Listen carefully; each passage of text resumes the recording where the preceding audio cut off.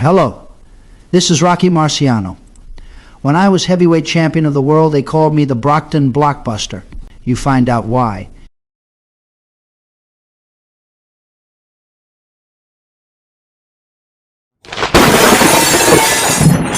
Welcome to the Rocky Marciano Archives, a channel dedicated to the life and career of the immortal champion. The following is a special presentation culled from a 6-part 2021 radio docudrama on the life of Muhammad Ali from 1967 until his first epic encounter with then-champion Joe Frazier in 1971.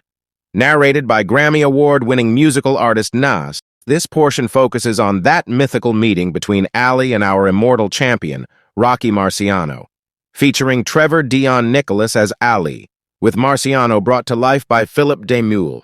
We hope you get something out of this. Tranquility Base here. The Eagle has landed. Roger, Tranquility. We copy you on the ground. You got a bunch of guys about to turn blue. We're breathing again. Thanks a lot. As the Apollo guidance system brings the astronauts back home, another computer is about to enter Muhammad Ali's life. Murray Warner, ad exec and radio producer, hits on a futuristic idea of using a computer to work out who's the greatest heavyweight of all time. He feeds a bunch of boxing stats into the machine named the NCR 315 and comes up with the answer.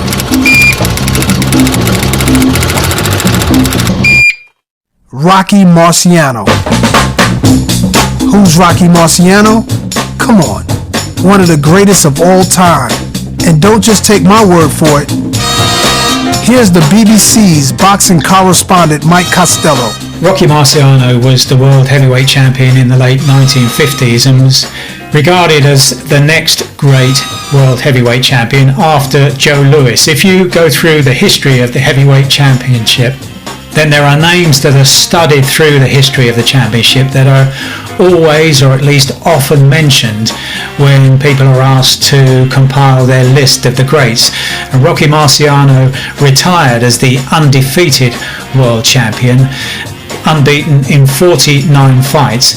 And so there was all this fascination around Rocky Marciano for years afterwards as to how he would have fared with the champions before him and the champions after him, because nobody was capable of beating him in the ring. It's fascinating to measure Marciano against today's heavyweights, because at times in his world title fights he weighed but 13.5 stone, close to 14 stone. So these days he would have been a cruiserweight, and in today's terms would have been a tiny heavyweight. But in terms of measuring a fighter, whatever their weight might have been, there are those who feel that Rocky Marciano would have fared well against any champion in history. So Murray turns the whole computer thing into a radio show, and 12 million tune in to hear Rocky win.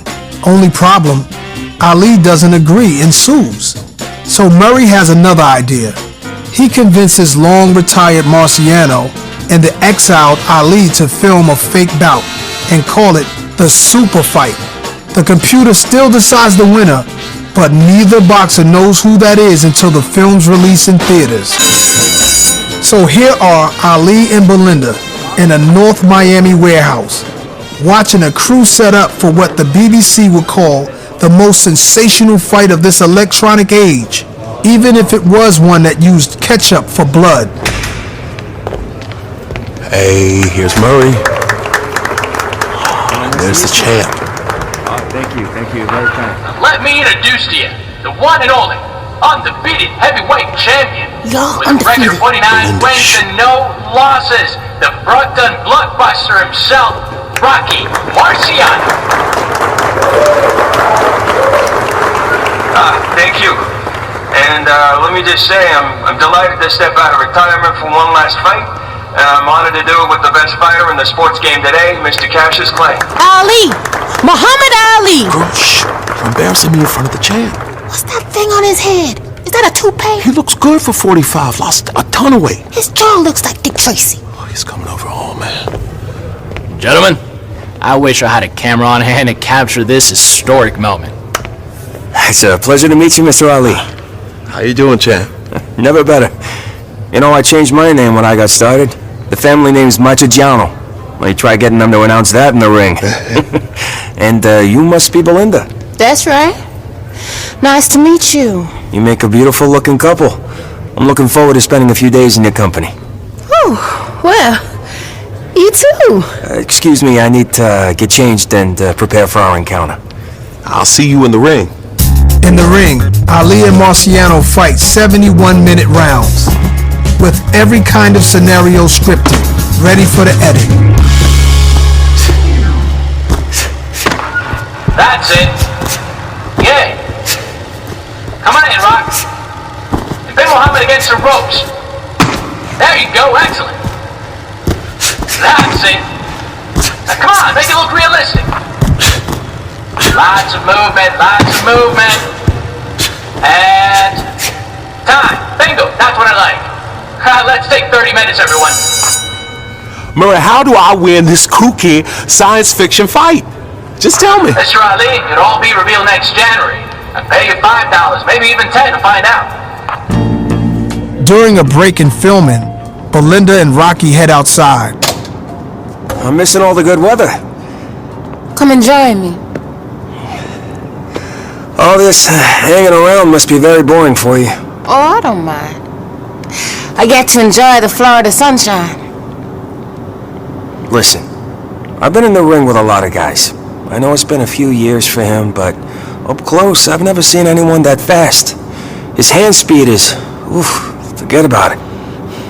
You know, he tells people he's retired, but I'm not so sure. Look, if he ever gets back into the ring, I've no doubt he could compete. But his problem is he's naturally gifted.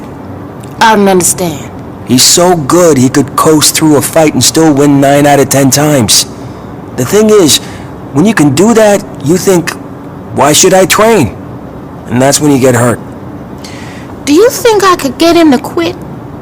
Well, I'll tell you, he won his crown in the ring. I think he's gonna have to lose it there, too. Oh, you're both out here. Say, Rock, what do you think of Murray? Typical ad guy, always selling something. You want some grapefruit? Nah, I'm fine, thank you. I'll take some. Can I ask you something? Surely. The Army thing. Uh-huh. Maybe I'm a bit old-fashioned. Did you serve? Yes, I'm proud to. Didn't see any action. I'm fairly sure the Army would treat Muhammad the same way. I just don't sit right with me. I know, but look at Joe Louis. That's different. Joe enlisted, toured around in a boxing show, even refused to perform in front of segregated audiences. Came out an even bigger hero than he went in. Did he? There'd be a few photos of you in a uniform, but there's no way they'd put you on the front line. How'd that look? Especially if, and excuse me if you find this distasteful, something did happen to you. Let's say I went. And there are plenty close to me who say I should, and I'm wrapped in cotton, just sent out to box exhibitions.